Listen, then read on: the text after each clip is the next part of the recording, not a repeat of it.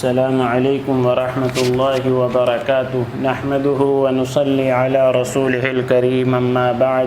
اس سے پہلے ایک بیان میں عرض کر چکا ہوں کہ دشمن کو دوست کیسے بنائیں۔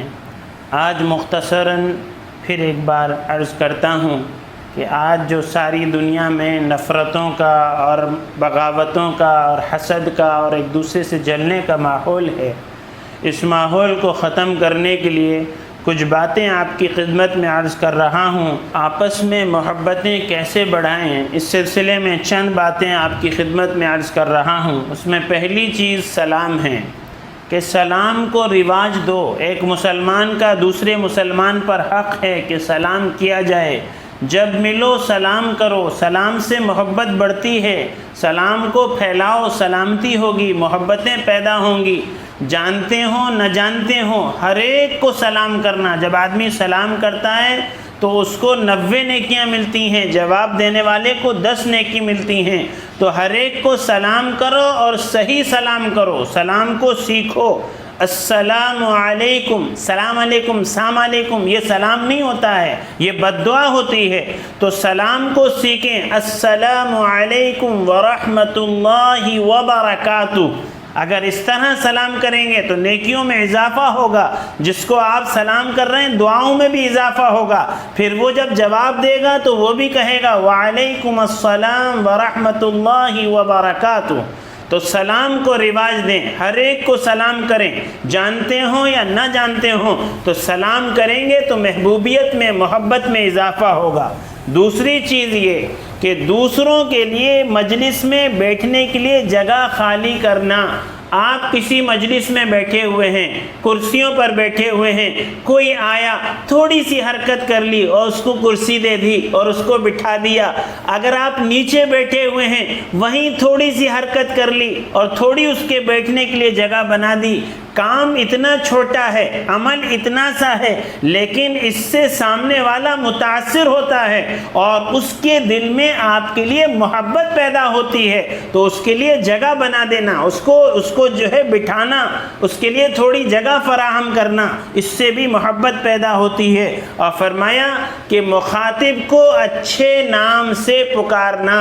آج ہماری سب سے خراب عادت ہے، گھر میں ہوں، باہر ہوں، دوست ہوں، کوئی بھی ہو، نام برے نام سے پکارنا۔ حالانکہ برے القاب سے پکارنے کو قرآن نے منع کیا ہے اور اس کو گناہ قرار دیا ہے۔ اس لیے اچھے نام سے پکارنا۔ کالے میاں، کلو میاں، موٹے میاں، چھوٹے میاں، منن میاں، چنن میاں، یہ کوئی نام ہوتے ہیں؟ یہ کوئی طریقہ ہے پکارنے کا؟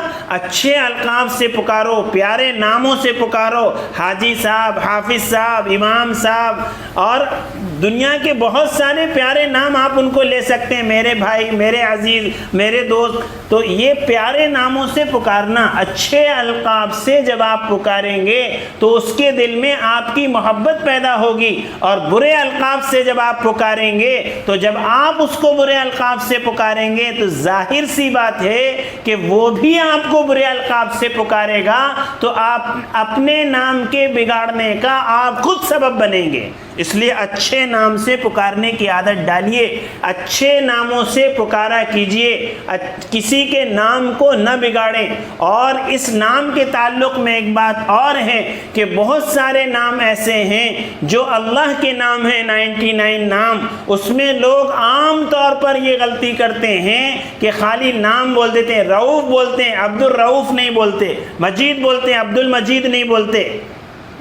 بہت سارے لوگ اس میں غلطی کرتے ہیں کہ وہ نام کے آگے عبد نہیں لگاتے ہیں۔ اس کا بھی خیال رکھیے، یہ اللہ کے نام کے آگے عبد لگانا چاہیے، تبھی وہ نام مکمل ہوتا ہے۔ اسی طرح نام لے کر دعا کرنا۔ ہماری عادت یہ ہے کہ ہم اپنے لیے تو بہت دعا کرتے ہیں، دوسروں کے لیے دعا نہیں کرتے۔ یقین جانیے آپ دوسروں کے لیے دعا کرنے کی عادت بنا لیجئے، آپ کو اپنے لیے دعا کرنے کی ضرورت ہی نہیں پڑے گی، جب آپ دوسروں کے لیے، جب بندہ کسی دوسرے کے لیے دعا کرتا ہے تو فرشتہ کہتا ہے پہلے اس کے حق میں یہ دعا کو پورا کر اور پھر یہ جس کے لیے دعا کر رہا ہے اس کے حق میں پورا کر۔